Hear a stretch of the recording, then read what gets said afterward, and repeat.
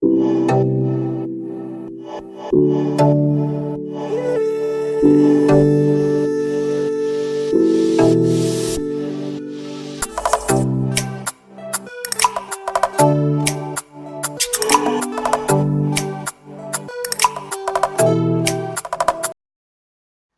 up, Black Rose family? Welcome back to another YouTube video. If you're new to this channel, I want to say welcome to you, and if you are a returning subscriber, I want to say welcome back to you. Now, as you guys can see from the title of this video, we're here to discuss what exactly is happening in Zimbabwe, and I'm about to give you guys a breakdown of where exactly it started, when did it actually start, and give you guys later in the video some details about Mugabe's resignation letter going missing, and I'll share some videos, some clips of what is currently trending in Zimbabwe. So, it is no secret that for the past decade, Zimbabwe has been facing high unemployment rate. It has been facing food scarcity. It has been facing basically financial issues. That is no secret. That is known by everybody. But it was in October 2018 when Zimbabwe faced a huge petrol shortage, and the petrol shortages were at peak level in mid-December. So this whole petrol shortage thing happened because the people in Zimbabwe illegally traded petrol with neighboring countries, because petrol in Zimbabwe was cheaper than in those countries. So the president of Zimbabwe, Emerson Mnangagwa, I hope I'm saying that correct, announced on the 12th of January 2019 a sharp increase in petrol prices. So petrol was going to increase more than 100%. It increased from 1.24 US dollars to 3.31 US dollars, which in rands is 18 rand 60 cents and to 49 rand 65 cents, basically 50 rands. And then diesel was also to increase from 1.36 US dollars to 3.11 US dollars, which calculates to 20.4 rands and 46 rand 65 cents. So the president also announced that they are going to stop using the US dollar in Zimbabwe and start using the Zim dollar, which they dropped in 2008 when things were really bad economically in Zimbabwe. Now, as expected, we all know what the implications of petrol price increase are. So if there's going to be an increase in petrol, there's going to be an increase in food, there's going to be an increase in transport, and basically people will not be able to buy the basic things like bread, and people will not be able to go to their workspaces, or they can go to their workspaces and that's the only thing they spend their money on. So Zimbabweans reacted with anger, which is understandable. Like I just explained to you guys. Also, Zimbabweans felt betrayed, and they were actually saddened by governmental authorities who keep on failing them. So the Zimbabwe Congress of Trade Union, which is ZCTU, intervened and called for a 3-day strike, which was to start on the 14th of January up until the 16th of January 2019. So I'm gonna break it down for you guys what exactly happened during those days, the 3-day strike. So on the 14th of January, after Zimbabwe's largest labor union called for a strike, the government ordered the police to guard the hotspots of the country, which were the streets of Harare and Bulawayo, which are the two largest cities in Zimbabwe. Then roads leading to the city center of Harare were blocked with huge rocks, and commuter buses were actually stopped, and people were left stranded and couldn't access their workspaces. A similar thing was happening in Bulawayo, but they had tires. They were burning tires and basically blocking the roads. And then Zimbabweans said, there's something that they actually said, that although Mugabe was bad, they said he listened to them. So this president also needs to learn to listen to the citizens of Zimbabwe. And then to disperse the protesters, of course, we all know what to expect: tear gas and all those things. And it was actually done. And 12 people had gunshot injuries on the 14th of January. On the 15th, the headquarters for the Movement for Democratic Change were vandalized. Now, the MDC is the opposition party to the current party that is leading in Zimbabwe. The military used helicopters to fire tear gases.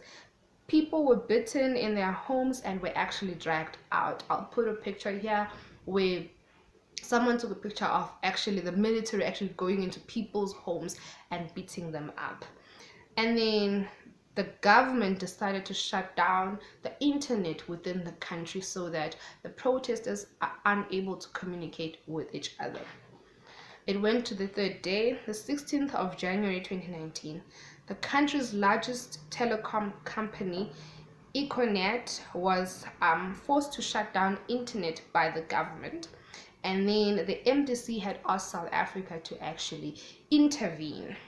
So on the 18th of January, it was statistics were released on the 3-day strike. So a total number of 844 human rights violations were reported, whereby 12 people were killed, 78 had gunshot injuries, 242 assaulted, and including dog bites, 466 people were actually arrested, and an unknown number of people were actually dispersed. Now, after the MDC had actually approached South Africa, on the 12th of March 2019, the President of the Republic of South Africa, Mr. Ramaphosa, had a press conference where he actually said that South Africa is ready to help Zimbabwe's economic revival. Although the President of the Republic didn't go into detail about how the country would actually help Zimbabwe, Mr. Mnangagwa, which is the President of Zimbabwe, still promised South Africans to actually protect all South African businesses currently operating in Zimbabwe. And then after weeks of protest and protest and protest, this protest was actually peaceful. That's what people need to remember. There was no violence. Literally, the people they didn't have guns or anything like that. On the 15th of August 2019, the police had claimed to have banned the protest, and anyone who actually takes part in the protest will face imprisonment. So basically they'll take you to jail. And then on the 16th of August, the opposition party, which is the MDC, went to the High Court in Harare to seek for permission for peaceful demonstrations.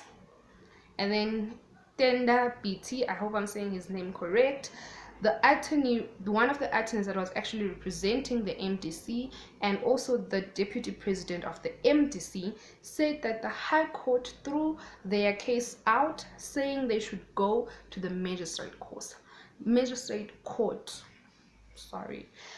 Now, this was not going to be possible because the police and the military had blocked access to the CBD of Harare. So basically, you can't go past the police, otherwise there will be attacks. They also blocked access to the headquarters of the MDC and the Africa Unity headquarters. Now, citizens of Zimbabwe were actually begged and urged to actually remain in their houses, as the military and the police were heavily armed, and they had the fear that people might die and lose their lives.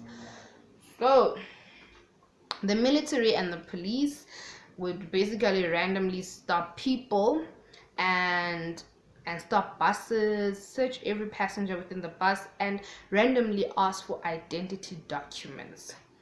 It was reported on the 16th of August that 6 activists were abducted and tortured. It is still unknown who actually abducted and tortured them.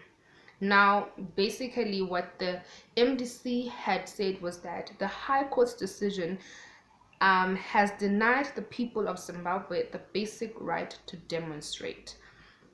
Now, after the High Court refused, people of Zimbabwe went to sit on the streets of Harare and they were singing peacefully seated down when the police, just watch the next clip where the police decided to come and start beating them up.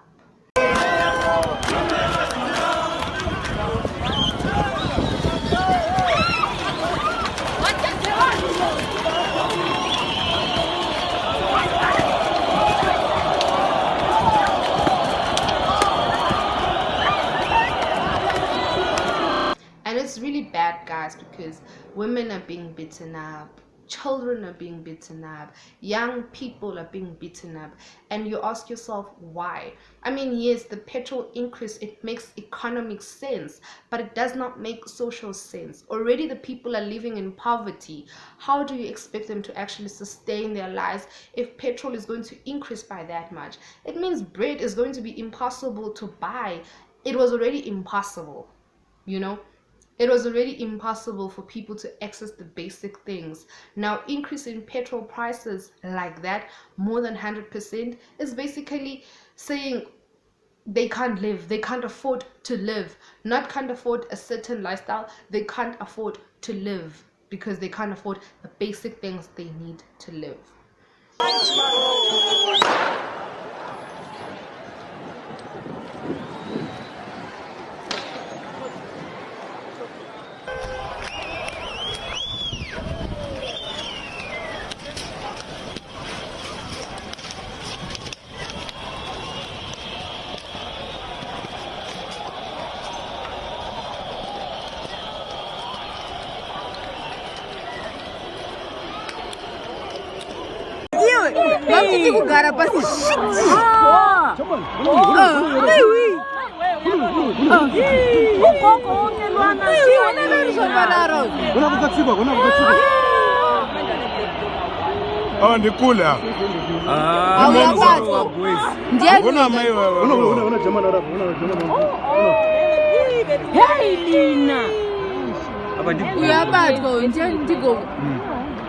Now, on the other news of what's happening in Zimbabwe, in June, this report came out, but it's now starting to trend. I don't know why it's trending now. Okay, well, I know, I'll tell you guys later. So, on the 21st of November 2017, the president of Zimbabwe for 3 decades, Robert Mugabe, stepped down as a president. Now, you all know that people of Zimbabwe demonstrated and requested for Mugabe to step down, and the military had forced Mugabe to actually step down. His resignation letter was entrusted in the senior official of parliament, Johannes, I don't know how to say his surname. The office of the president and cabinet, OPC, requested for the original copy of the resignation letter, and Mr. Johannes could not locate it. He couldn't find it. He looked for it, guys, but he unfortunately could not find it, and nobody knows. Now, what's been happening is that people are making these assumptions that Mugabe might come back and say he never resigned, he's taking back, he's becoming president. Other people are making speculations that actually it might happen that he stepped down only to go and gain more strength to actually take over. But people need to remember that Mugabe is 95 years old, although you can't tell, but he is 95 years old. And reports have come out on the 6th of August that people need to start praying for Mugabe as he has fallen sick. The current president of Zimbabwe did release and say that Mugabe usually would go to Singapore for medical checkup. So in April this year, he went for the medical checkup and did not come back because the doctor said he was unfit to be released. currently the president or the former president is in a state. So guys, please just pray for his speedy recovery, and that may he get well and get better, and stop wishing to write RIP on Twitter. Guys, this is someone's father that we're talking about, and this is someone's child, and we never have to wish death upon any person in life. So that is all I have for you guys. So basically, oh, and in Zimbabwe on the 16th they were supposed to actually protest and demonstrate. That's why they went to court. So now reports have come out that they have postponed the demonstration for next week. I don't know if it's going to happen, as the military and the police have actually invaded the streets of Harare and blocking any person, anyone. They are just blocking you. They don't care who you are. They are blocking you. And honestly, guys, this is something that is similar to what happened in Sudan, and I believe that Zimbabweans are going to win this war, and you guys need to just keep them in your prayers, and let's just hope for the best and hope that they actually win this one. I hope you guys enjoyed this video, and I hope you guys actually please do subscribe, like, comment, and drop your tell me your comments and share this video. Thank you so much. I love you guys. Bye.